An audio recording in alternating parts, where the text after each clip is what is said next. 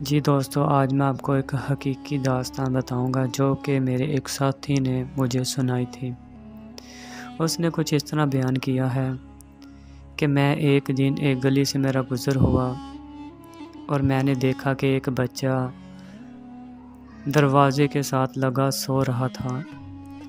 جب کہ میں اس کے پاس گیا اور میں نے اسے جگایا اور اس سے پوچھا کہ بیٹا تم باہر کیوں سو رہے ہو؟ جب کہ وہ آدمی جانتا تھا کہ اس کے باپ نے 2 شادیاں کی ہوئی ہیں، اور اسی طرح اور آدمی نے اسے پوچھا کہ بیٹا آپ مجھے یہ بتاؤ کہ آپ کی پہلی امی سچی تھی یا آپ کی دوسری امی سچی ہیں، سچ بولنے والی عورت ہے؟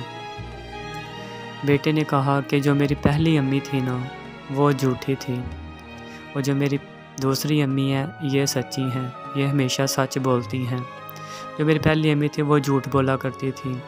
یہ سن کر اس آدمی کے خوف زدہ ہو گیا، حیران ہو گیا۔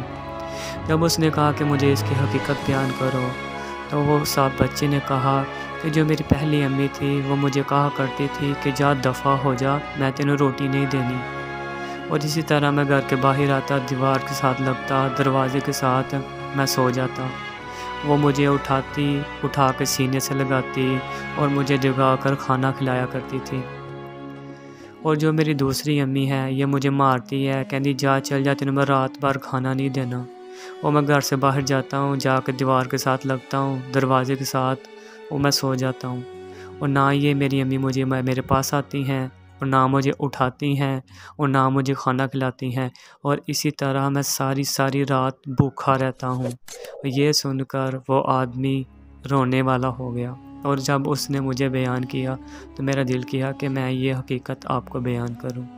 جی دوستو، آپ کو محسوس ہوا ہوگا کہ اس سٹوری میں آپ کو سمجھ بوجھ کیا لگی ہے کہ کون سی ماں اچھی تھی اور کون سی ماں بری تھی۔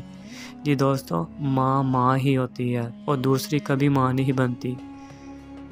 حقیقت یہی ہے جو ایک ماں رب نے دے دی ہے۔ ماں کو احساس ہوتا ہے، کسی دوسرے کو احساس نہیں ہوتا۔ اور مزید اچھی ویڈیو دیکھنے کے لیے چینل کو سبسکرائب کر دیں تاکہ مزید ویڈیو آپ تک پہنچ سکے۔ اوکے جی، آپ کا دوست اللہ نگہبان۔ السلام علیکم۔